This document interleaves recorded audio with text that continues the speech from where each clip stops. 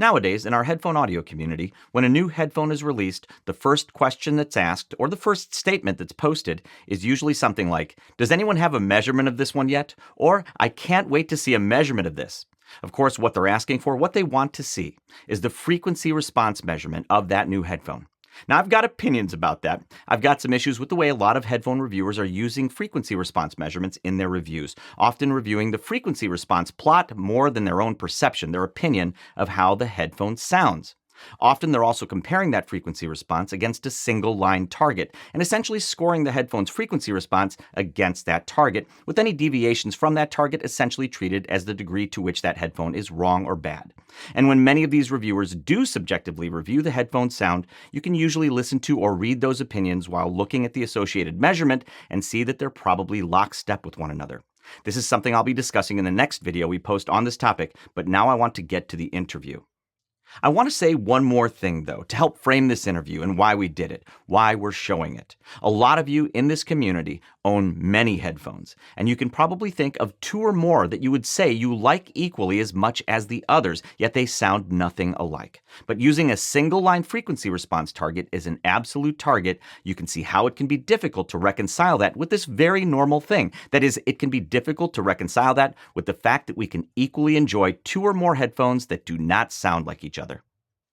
Now, the gentleman in the interview is Dr. Hans Gierlich from Head Acoustics, and he is immensely respected in the industries his work touches. Dr. Gierlich started his professional career in 1983 at the Institute for Communication Engineering at RWTH, Aachen. In 1988, he received a PhD in electrical engineering. In 1989, he joined Head Acoustics in Aachen as vice president. From 1999 to 2014, he was head of Head Acoustics' telecom division. And since 2014, he's been managing director at Head Acoustics. Dr. Gierlich is mainly involved in acoustics, speech signal processing and its perceptual effects, quality of service and quality of experience topics, measurement technology, and speech transmission quality. Dr. Gierlich is active in ITUT, ETSI, 3GPP, GCF, IEEE, TIA, CTIA, DKE, and VDA. In ITU, he was chair of the ITUT focus group CARCOM. He is rapporteur for various questions in ITUT SG12. He was rapporteur for a variety of work items in ETSI. He is vice chair of ETSI Technical Committee STQ and was chair of STQ from 2016 to 2020. Dr. Gierlich is author of more than 150 scientific papers and holds 5 patents. And he is a member of ASA, IEEE, VDE, and DEGA, where he was chair of the Speech Communication Committee. Dr. Gierlich came to visit us at HeadFi HQ from Germany to discuss a new method they've developed for evaluating a device's audio quality. It's called MDAQS, and it stands for Multidimensional Audio Quality Score. And we've been using and will be using MDAQS here at HeadFi HQ, but more on that later. Without further ado, though, let's get to our talk with Dr. Hans Gierlich of Head Acoustics. Dr. Gierlich, thanks for coming all the way out to HeadFi HQ to visit us. This is a discussion I've very much been looking forward to. I want to talk about MDAQS, which we're going to get to very shortly, and the kind of testing that you do, that Head Acoustics enables, that maybe is different than most of the other testing that our community, maybe even that I am used to. So thanks for coming out. Thank you very much.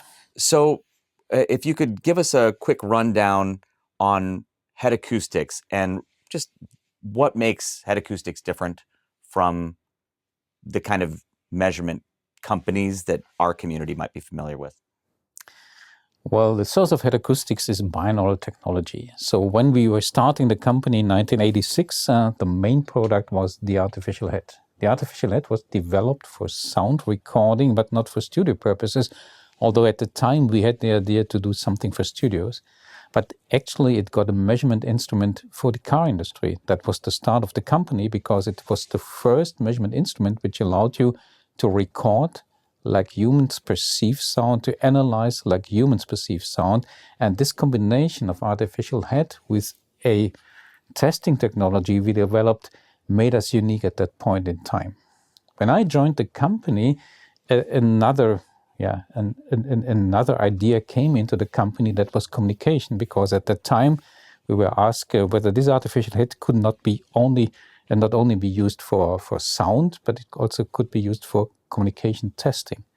That meant at the time that the artificial head should have been equipped with an artificial mouth, because communication is 2 ways, listening and talking. So with that, we created Yeah, the telecom division, which came up in the year 1999. So we have two business units in the company. The one is dealing with sound perception, and the other one is dealing with telecommunication. Now, this telecommunication business, that's where I'm responsible for, there we developed a lot of things for communication testing. So in the beginning it was narrowband, and me as an audio guy, someone who loved music and plays music, I was very disappointed, I must say, because 3.4 kilohertz bandwidth, come on, that's nothing. Yeah, it sounds bad and poor, and it didn't have fun. But the fun came with the time, because then we developed analysis methods which describe communication. So we went from narrowband to wideband to full band systems. Now we come closer to the audio world. So telecommunication world and audio world, they glue together. What we also did at that time, we were developing methods which in a way can objectively describe human perception. So how we as humans perceive sound, how we as humans perceive communication, how we as humans perceive speech quality, communication quality. So in this context, some years ago, we said, okay, we know that these worlds will come together. So the device we have today, well, whether it's audio for listening, music, or whether it's audio for communication, I mean, it's the bandwidth of 20 kilohertz, if you wish so, in the best case. And then you use the same devices. So it was clear that audio and communication would come together. And this led us to the point that we say we have developed perceptual-based methods for speech. Now, why not doing the same thing for audio? Because we know audio, well, that's an interesting field, and people are discussing a lot. And we know we have the super trooper ears. That was not our goal for development. Our goal for development was to get something out which replaces the average listener, the average human listener, where you target the different devices to. And that was the idea, starting this type of modeling of the human perception. So maybe that asks quickly your question. This is actually, now, I mean, you're going right where I think, most interested in going. So let's take a step back. Let's talk about, well, let's not talk about it in detail. I just want to mention that head acoustics is the high standard, I would say, for ANC testing, for example, speech quality testing.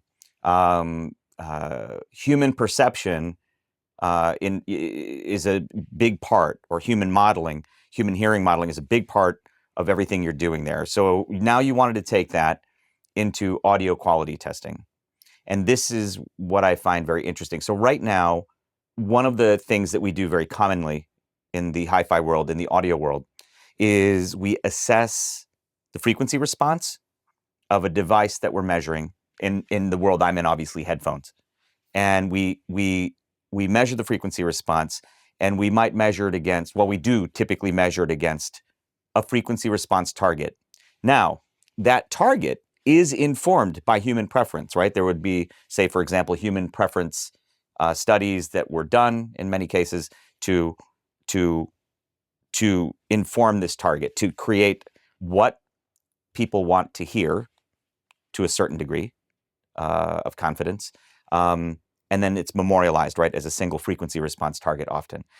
Another thing we'll see is reviewers will come up with their own target, and it's a frequency response target, and we then will measure that frequency response of the device under test, compare it to that frequency response target. Now, while human preference to varying degrees is incorporated in these targets, can we discuss here maybe the limitations of that? See, I feel that that's a bit limiting. I almost find it to be a bit reductive to assess a product that way. So I'm just curious to know your thoughts on that. Well, I would not deny that the frequency response probably is one of the most important parameters. No doubt that's the case. If you have a non-ideal frequency response, regardless what the target is, you would fail, because human perception would tell you, oh, it's lousy, it doesn't sound right. So that's the one point. So in a certain way, it's a very important thing.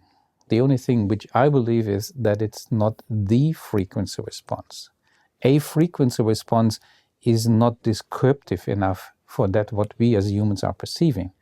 Give you a simple example. We are listening with 2 ears. Now, okay, is that covered somewhere in the frequency response? Not really. So we as humans perceive different sounds in a different way. So perceptually, we know now, we know since many, many years, there are more descriptive parameters for sound quality than just the frequency response. So whatever I take in a listening experiment to derive such a frequency response, I must be sure that this listening environment is something which is representative for the users. So that's an assumption. We can do that, we can have different environments, and we can say, okay, in this environment, that's what I'm preferred listener, and I would like, let's say, a loudspeaker system to be evaluated in that system, and I would like my headphones to sound a similar way like this system. That's a valid approach, but it's not the only one. That's the one thing. Then the second thing is the assumption, are we in a position to say there's this one and only frequency response? Probably not. I mean, there could be different frequency responses. We know that from other experiments with speech quality testing. We know that there's not one target always. Sometimes a different target serves for the same purpose and leads to the same perceptual results. So that's something, it's, how should I say, the frequency response is important, but limiting. To only look at that. Only look at that, yeah. Okay, so one of the examples that I've given in a couple of talks that I've recently given is two companies, and this is an actual example, two companies known for high-end headphones have released, each has released a new flagship, and they don't sound alike. I think one would measure closer to one of the more popular frequency response targets. The other one does not. If you asked me to rate it, a common one is, tell me what you think, 1 through 10. I might rate each of them actually about an 8.5. I'm actually thinking of two specific models in my head right now. I might rate each of them 8.5. One does not sound like the other. And I think this is pretty common, and we accept this, that human beings can do this, that we can assess two different sounding headphones or two different sounding audio systems and say that they're, in their own ways, equally good. And this is where it, just going on a single frequency response target for me, it kind of falls apart sometimes, a lot of the time actually. And so when I do feel we're in a place now where reviewers, audio reviewers, reviewing for consumers to read, are maybe reviewing the measurements themselves. Just the frequency response, I think, is often reviewed more than the actual sound of it. This illustrates a key differentiator with Head Acoustics' approach. With typical measurement software, especially in terms of the most common measurement our community currently pays the most attention to, namely frequency response, you get a plot of the measured eardrum pressure as a function of frequency, the frequency response. And of course, that's assuming that the measurement fixture or mannequin you're using is accurately modeling the correct impedance of the average human ear. But from just looking at a frequency response plot, can you tell me how this headphone sounds? And also, very importantly, can you tell me, just by looking at this plot, if you will or will not like the way this one sounds without listening to it? What about two headphones that have similar frequency responses like these, each of these compared to the same common target response? They may measure alike, but do these two headphones sound the same? Anyone who's heard these two headphones, and I have heard these two headphones, anyone who's heard them will tell you they definitely do not sound alike. Looking at only the frequency response can, in my opinion and experience, be too reductive, and that can be compounded by, again, comparing it to just a single line target. In this part of the interview, Dr. Gierlich starts talking about something he summarizes later in the interview as going from physical measurements to perceptual measurements. There's so much more that happens beyond where we've been measuring, and so much of Head Acoustics testing and evaluation goes beyond the eardrum. Would you say that the type of testing that you do, let's talk about MDAQS, because that's really at the end of the day what I'm most interested in what you're doing right now with respect to audio quality testing. Would you say that MDAQS then, I have an answer, but I want to know yours. Do you feel that MDAQS helps us accommodate for that to some degree? At the end of the day, that was the reason to develop it, because we know that frequency response is not the only and too limiting parameter. So that's why we said, okay, we need to look into we need to undertake the effort and look into the complete perceptual domain, which has to be covered with audio quality. That's why we have MDAQS. And that was the reason also to look into, first of all, what listening test do you do at all? Because the listening test you do determines the result. Yeah, I mean, that's just an assumption. You make a certain type of test, and then you say, okay, within this sphere, within this test condition, we come up with subjective result. And then we can say, all right, that's what we can accept. But first of all, we need to agree what is the situation. And here we come to the point. A human listener, a naive or standard human listener, for him it's a pretty hard job to absolutely determine the quality of a device. Because we have a memory, we memorize how things should sound. But this memory may vary over time, it may vary on mood, it may vary on many parameters. What, however, the human hearing system can do extremely well is to compare sounds. So what we can do very easily, we can say, okay, this sounds better than this. Now the question, of course, is what means sounds better? And that was the base of our experiments. We first of all had to find out what are the determining parameters for a human to come out with an audio quality rating, good, fair, poor, bad, whatsoever. And it turns out, I'm talking only about naive subjects. Subjects which are normal listener, which are not trained, which are not the golden ears, which are not the experts. That's not what MDAQS is yet made for. But for those, we have three perceptual dimensions which are important.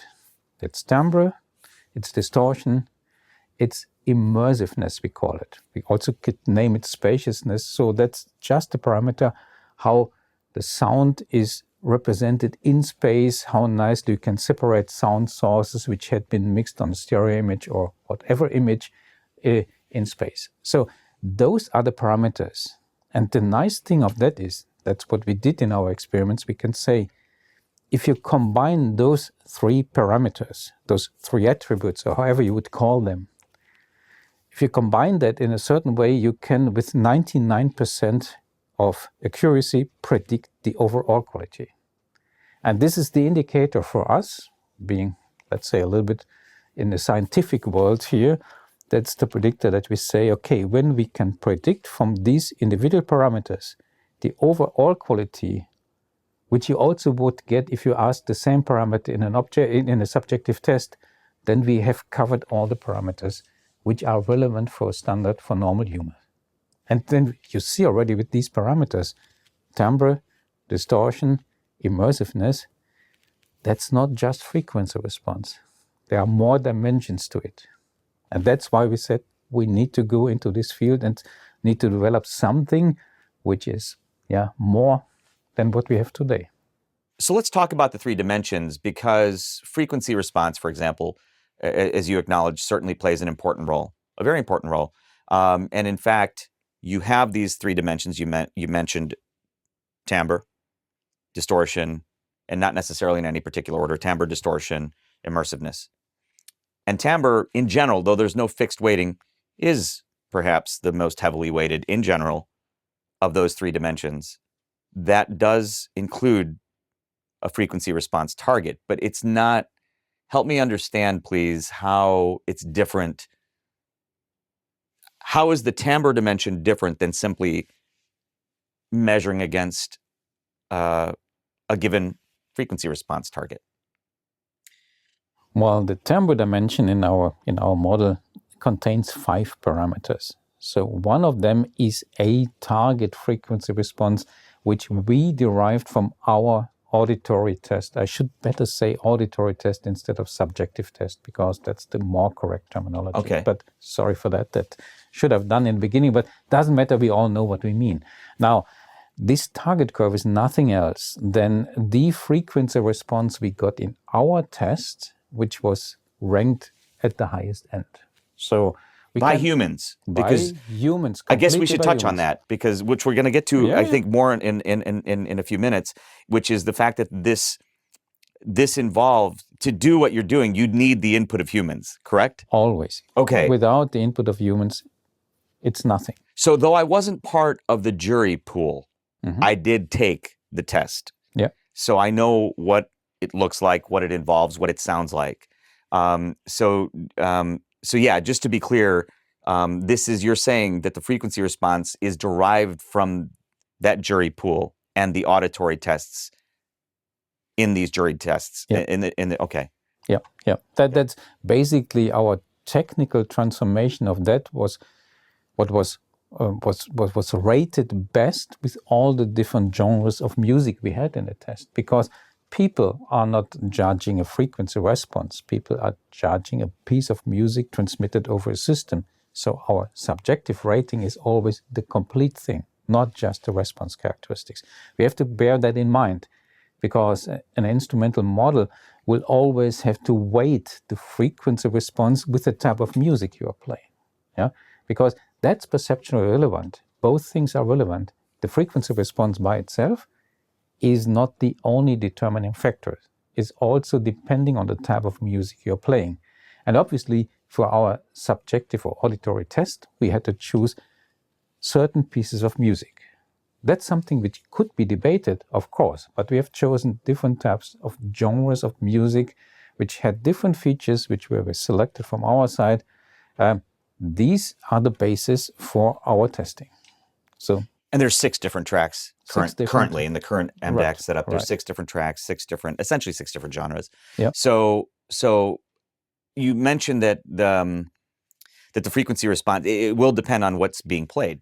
I think this is true, right? So let me just give an example. Tell me if I'm barking up the right tree, as they say. You have a Bluetooth speaker. Let's say you're testing that. You're testing the audio quality of a Bluetooth speaker. It has a lot of bass roll-off relative to, say, a full-range pair of headphones. That might be less of a problem for one of the tracks that's more bandwidth limited. Say, for example, maybe a piano piece that doesn't cover everything. But for another musical piece, so you'd assess that maybe with that track one way, but then playing something that's more, a jazz track with more bass or any other kind of track with more bass, then it maybe would be assessed differently. Not as effective for that piece, right? Relative to... Absolutely. Okay. Absolutely. So that's all kind of factored into the overall on this one part of the timbre dimension. Right. That's the one part of the timbre dimension, but there is more. Okay. There's also, spectral fluctuation, which means how precisely can the system reproduce the sound in time and frequency. So that spectral resolution of the device. So is it precise in time? So is a click, or is a click smeared, or things like that. Oh, interesting. That's also something which goes in. So, and anything else is covered by a hearing model. So as I said, I think we don't go through all the parameters, just giving you some examples. Sure. So people can listen. Magnus, Schäfer's video tutorial, we have made that, and he's very nicely explaining the model there. So we can just refer to that. Sure. Because he's the developer. So that I should give the credit to him. Okay. So that's very important to say. And then we have the hearing model. Hearing model, by the way, I should say, our company is dealing with hearing models since its beginning. So we are always looking into perception, into a hearing model which represents in a proper way the human ability to hear, the loudness, but technical parameters, sharpness, or whatsoever we have. That's our hearing model. So that was done just by a guy named Roland Zotek and some others. We have those things in the company since the beginning. So we are not newcomers to that. So, right.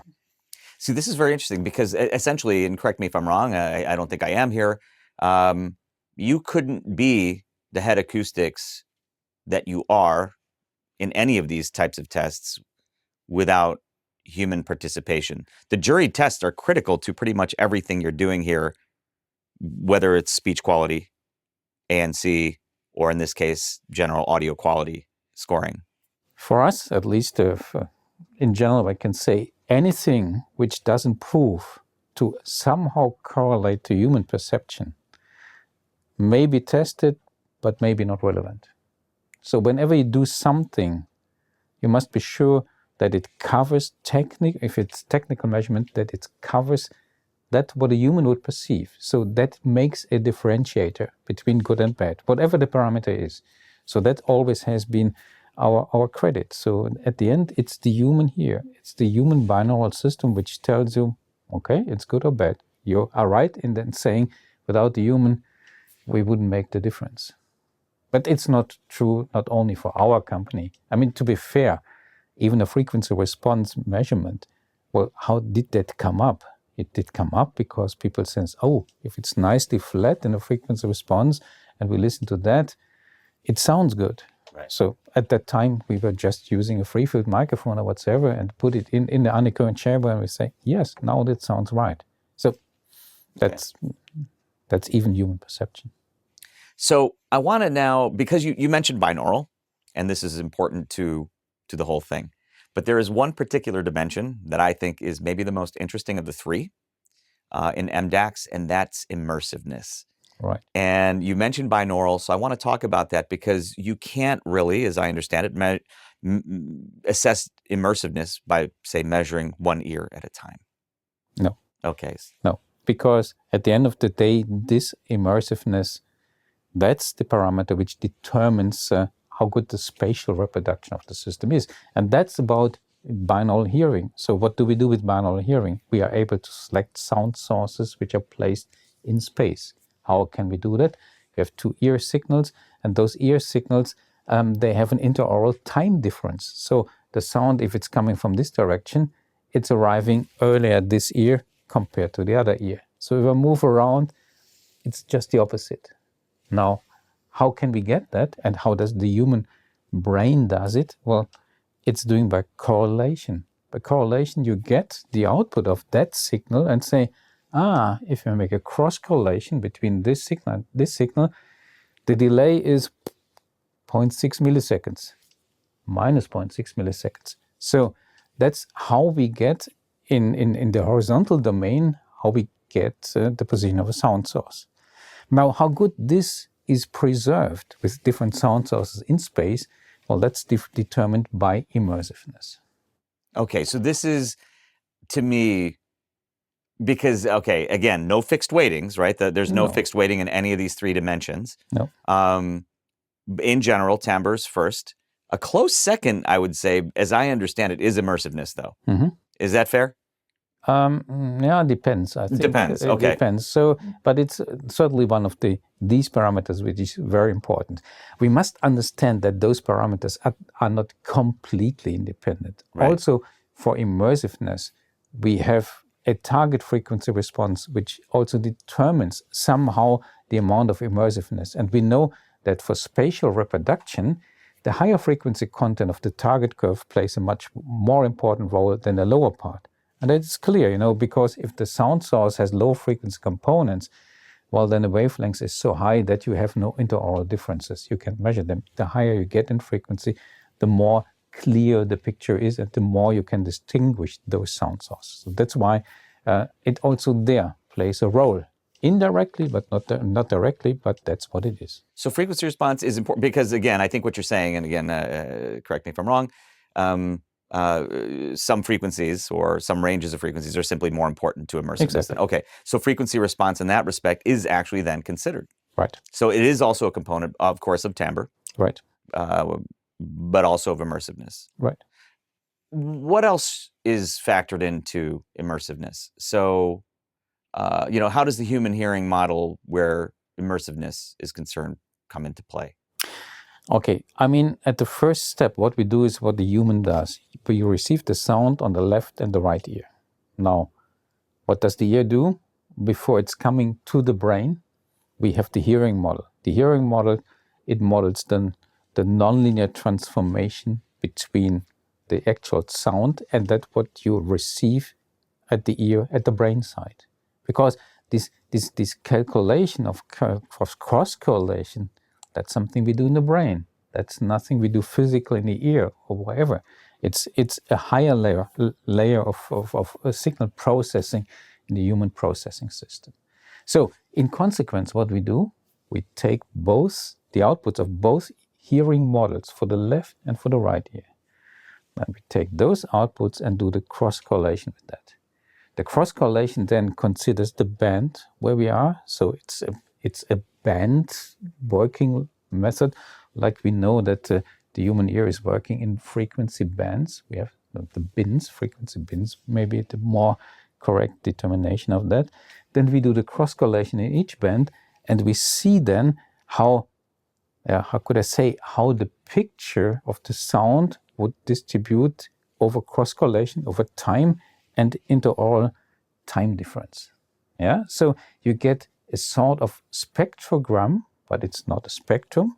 It's a distribution of the cross correlation peaks of these pieces of music transmitted over this headphone or this auditory system over the ear and represented in the brain.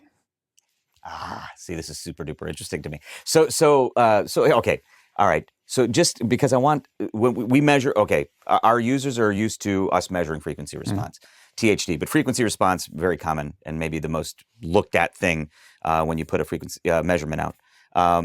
But what I think needs to be said, and I don't want to get too much in the weeds, for the viewers, for the people that are watching this, when we do a frequency response plot, what we're effectively doing is using a mannequin, typically, that is made to simulate a human response, an averaged adult human response, typically. Mm-hmm.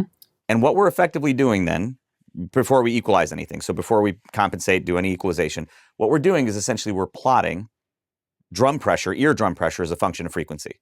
Mm-hmm.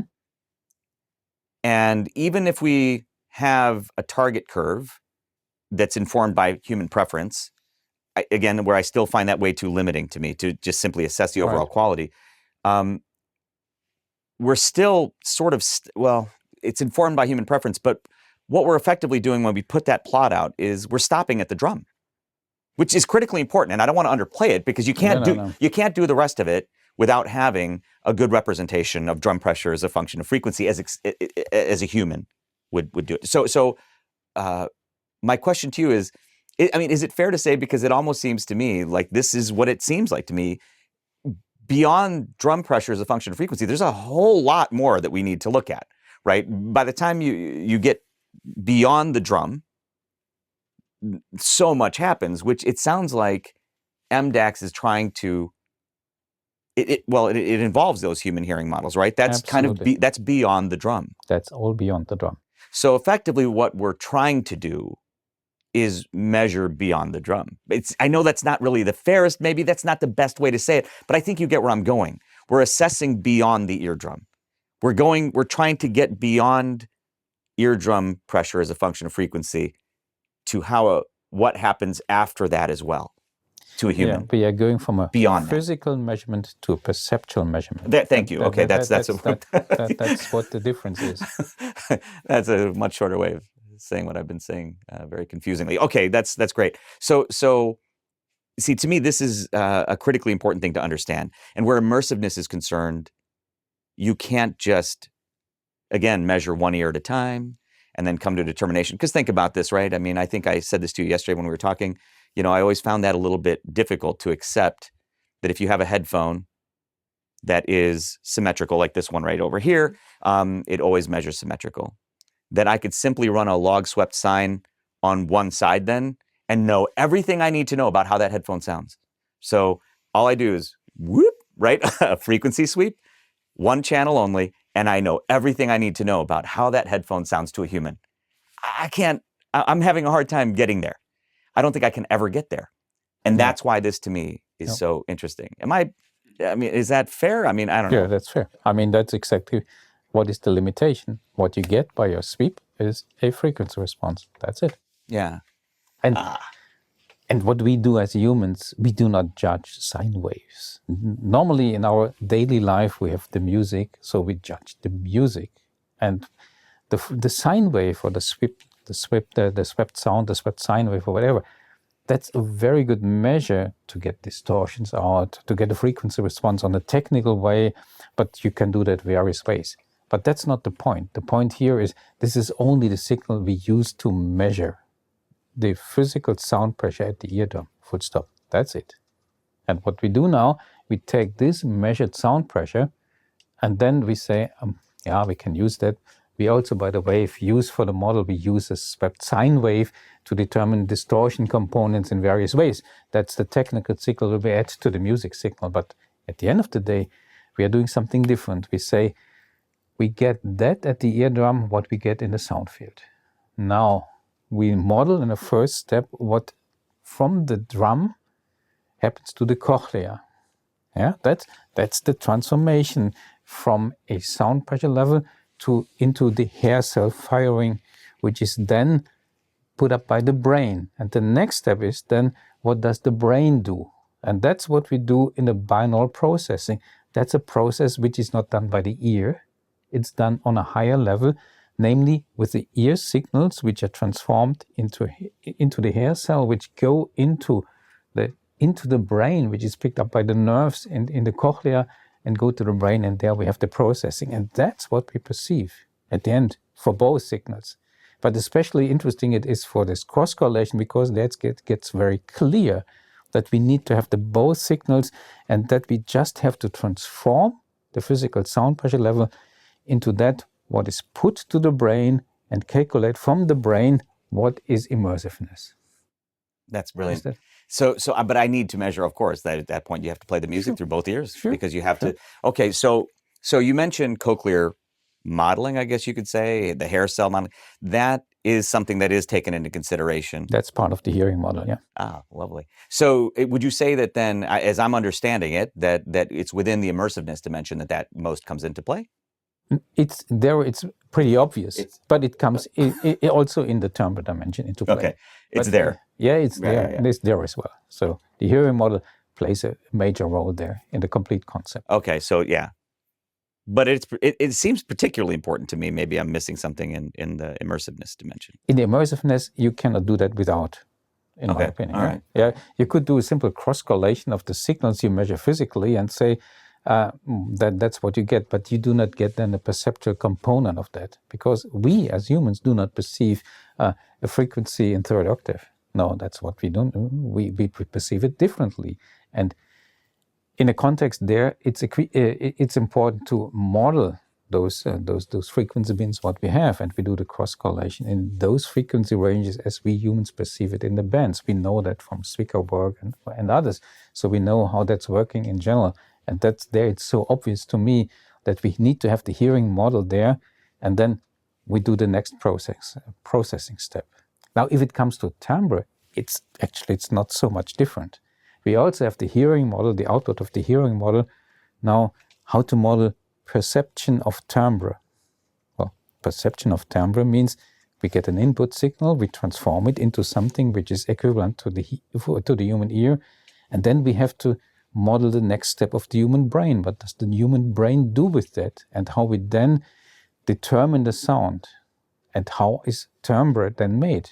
Now, how can we measure that? We cannot measure that. We access it subjectively, and then we say what in average is perceived subjectively. That's what we have to model at the next step, namely take the output of the hearing model and map that somehow to the timbre dimension. Yeah? Yeah. And that's what we do. We take not only the hearing model, and we also do not take just the frequency response or the deviation from our target frequency response or whatsoever. We take 5 parameters, not go into much detail. We take these 5 parameters, then we say, now we need to model the human perception. How to do that? And a classical way to do that is, okay, you do a regression, you take those parameters, you make a regression, and make best fit to all the results you get from the listening test. Yeah, that's a standard way. And we do it slightly differently. We do it by using more modern technique, using AI, artificial intelligence-based methods, AI-based methods, and then we have a neural network. It makes us the life easier to train, to let this neural network train to get the good correlation between the input signals and the results of the listening test. So, in a sense, it makes the life for us easier to take this very advanced type of regressors, which are the neural networks. Okay. we have to get back to that because this is a really important part of the discussion. But I want to just touch on, okay, of the three dimensions, there's a third one. There's distortion. Yeah. Distortion, I don't want to say it's not important, but I will say that weighting-wise doesn't, in general, get weighted as heavily as timbre or immersiveness. Fair statement? Mm-hmm. Okay. So, I've seen other studies independent of what we're discussing here that kind of seem to suggest the same thing with respect to distortion. So, but let's touch on it anyway. Distortion is one of the dimensions, correct? Yeah, it is definitely. And I've noticed when we've measured with MDAQS that it seems to be the one that has the least impact. Is it generally does it take something rather egregious in terms of a distortion? I guess it has, in your case, the least impact because devices you are measuring don't produce much distortion. True. In general, they don't. So, and if you go to, let's say, the lower end of the scale, if you have this little, let's say, speakers, micro speakers in the mobile phones or so, then distortion is quite an important parameter. Yeah. So it also depends a little bit on the device you're testing. Okay, understood. And in our world, distortion is generally under control. Generally under control and not such a heavy parameter. All right, so let's get back to this whole thing with respect to the AI and the processing. Okay, so let's talk procedurally. When we do an MDAQS measurement, we first have to do, we have to test the device. We have to play the 6 music tracks, the sweeps. That takes about 1 minute and 20 seconds. That's what it is, yeah. Yeah, and then it records it. And then you analyze the recording using this MDAQS process that takes all the human modeling, all the data, all of that into consideration. All right, so one of the things that I think is interesting is when we run that part. So we're running it on, as I showed you earlier, we have a gaming PC here. It's pretty powerful. It's a liquid-cooled 10-core CPU. And once we run the MDAQS analysis, if that's what you call it, it takes about 7 or 8 minutes, and it just absolutely pounds on all 10 cores for 7 or 8 straight minutes. They are just hammered. So my question there is, why? What is actually happening there? Well, the easy answer would be wrong PC. but that was just kidding. No, that's really not the case. I mean, it's a heavy model. It's heavy computational work in between. Yeah, that's obvious. Yeah. It all has to be done in bandwidth. So there are these various parameters. The hearing model is used various times in various combinations. So there's really a lot of computing in the background because it's complex. It's not just a frequency response, which you can do like that or so. No, it's much more. And it's also this cross-correlation stuff, which takes simply time. I'm not saying it could be made more efficient computing-wise, as usual. I mean, the model is brand new. We integrated it in our MDAQS system. And of course, it's the output of research work. So sure. I will never say it cannot be optimized, but this was not our focus. Our focus was to get it out and see whether it works and whether people can get the results we expected. So, nevertheless, regardless what optimization we will do, it's a heavy model. That's what I can say. Okay. So, because we have multiple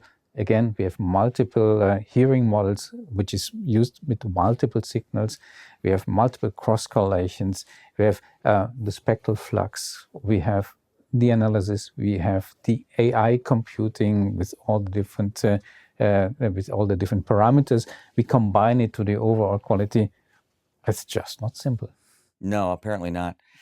So if I had to guess, and I know you don't seem to want to reduce things to the simplicity that I maybe need to understand it for myself. But of the 3 parameters, of the 3 dimensions, I'm guessing that of the what's absolutely abusing my CPU, I'm guessing it would be the immersiveness part, maybe. Is that the most computationally intensive, or? I guess so, but this question goes to Magnus. Okay, I'll ask Magnus. So, okay, last question. So you have the 3 scores, or the 3 dimensions. So we have timbre, distortion, immersiveness, in no particular order, but here we have those. Then you have an overall score. Yep. So they're showing you have the score for each of the dimensions, then you have an overall. I've noticed that the overall score is not just a simple average of the other 3. It's actually is it computed like separately? Is it kind of like is overall the MOS O score? Is that kind of its own computation then? It's based on the computation of the different dimension, but using more information than just the output of this dimension. So it's not a simple linear combination of timbre, distortion, and immersiveness. It's a bit more complicated. It takes more parameters into account. So that's just the first shot to say we can compute that from immersiveness, distortion, and timbre. We can calculate the overall. Yes, we can, but not in the model, not as simple as we did it in the beginning in a listening test. This was just a proof of concept, but the concept is still the same. So with these parameters, we can calculate the overall quality based on these input signals we have. So that's what it is. So it takes a bit more than just those 3 parameters. Okay. So this is actually what I'm so excited about. I'm kind of circling back to the beginning. There's an in-ear that I listened to recently that at least one measurement reviewer didn't like, and I kind of got the impression that he didn't like the way the frequency response looked based on his comments in his video review. And when I listened to it, I really, really liked it. I thought it was one of the best in-ears in its category in terms of just sound quality. And that category was a true wireless in-ear. Mm-hmm. And I think part of the reason that maybe he didn't like it is its frequency response didn't really match any well-known preference target, including his own. And whereas I didn't know how it measured, but I knew I liked the sound. I then eventually measured it on MDAQS and on timbre. It scored, which was the dimension I was most interested in this case. The timbre score was like a 4.8. I think it was actually 4.8, 4.9 in 2 different passes. And that to me, I didn't need it for validation, but I looked at it and said, that makes some sense to me based on what I hear. So on your YouTube channel, at the Head Acoustics YouTube channel, Jacob Soendergaard gave a webinar where he showed 2 different in-ears that we measured. Actually here, they were wired in-ears. Frequency response is very different, but scored the same in terms of MOS overall, the MDAQS overall score.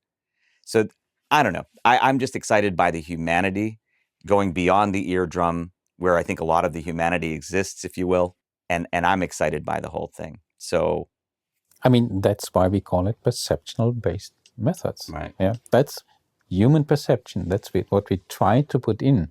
It's multidimensional because we say it's not a single dimension. Human perception of music is pretty complex. That's what we try to model, and that's why we even for timbre we're having 5 input signals, which all contribute to the timbre.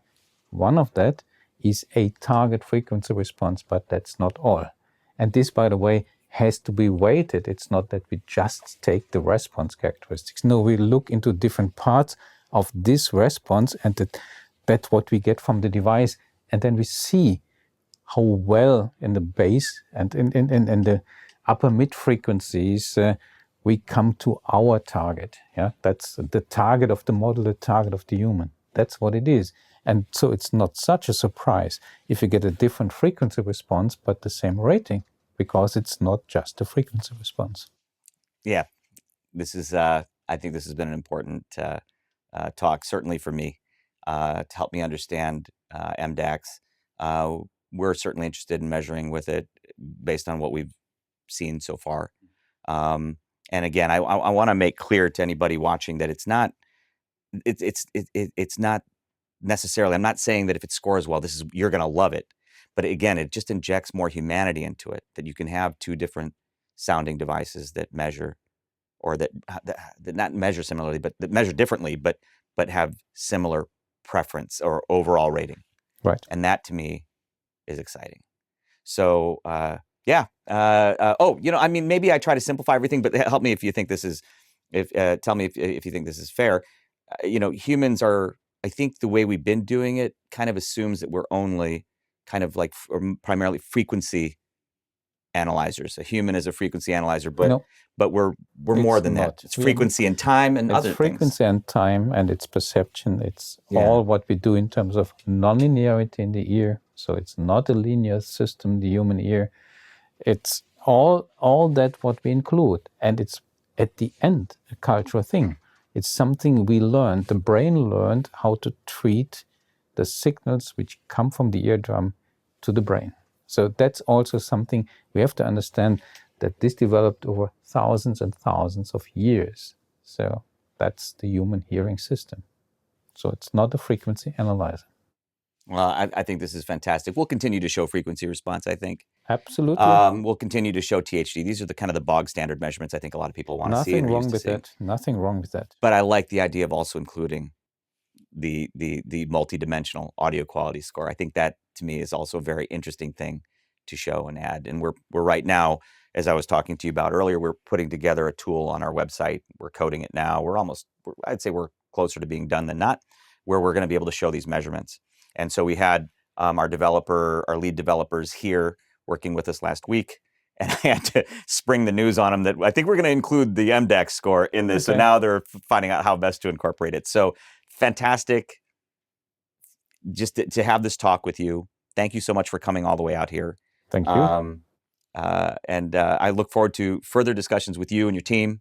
I've been talking to Jacob Soendergaard a lot to kind of discuss what we're seeing and what we're hearing and MDAQS with respect to all this. It's fantastic. So thank you so much for coming out, Dr. Gierlich. Thank you so much for this interview. Okay. As some of you know, we've been doing headphone measurements here at Headphone HQ for 8 or 9 years now, and I've been somewhat sparing with our headphone measurements. Again, we've done countless measurements, and we work directly with many companies in our industry on measurements and measurement-related discussions almost daily. But I've struggled with the idea of simply dumping our measurements into a public-facing tool when I feel like the value of frequency response measurements alone is limited. And my concerns about how these types of measurements are currently being interpreted and used, that is, applied so decisively while alone perhaps being too reductive, simplistic. MDAQS is something we can use along with our current tool sets, and MDAQS can give us more human insights into the sound quality of the headphones we evaluate with it. I think including both the physical measurements like frequency response and THD, along with Head Acoustics instrumental audio quality evaluation, their advanced metrics modeling human perception, will help us get beyond the eardrum. Of course, just because MDAQS likes something, just because it scores it well, doesn't mean that you definitely will too. But shared along with the physical measurements, again, I think it will bring more humanity to measuring. For example, 2 or more headphones that do not sound alike at all can be scored similarly by MDAQS. And that is certainly more human than single-line targets alone.